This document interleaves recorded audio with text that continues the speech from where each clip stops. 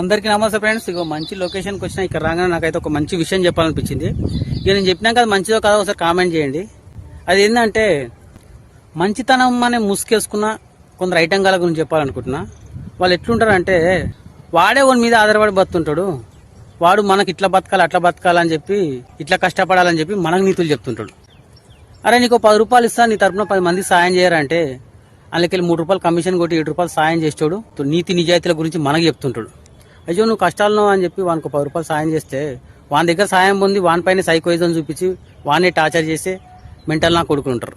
వాడు తప్పు చేసి వాడు తప్పించుకోనికి పక్కన పైన నిందలేసే చిల్లర నా కొడుకుంటారు. ఇలాంటి వాళ్ళతో ఆడవాళ్ళని సరే మగవాళ్ళని సరే చాలా జాగ్రత్త ఉండాలి మామ. అది ఫ్రెండ్షిప్ అయినా సరే ఇలాంటి రిలేషన్షిప్ అయినా సరే.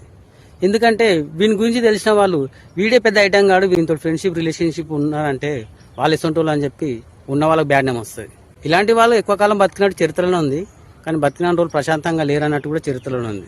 ఇలాంటి వాళ్ళతో చాలా జాగ్రత్త ఉండాలని చెప్పి నా ఫీలింగ్.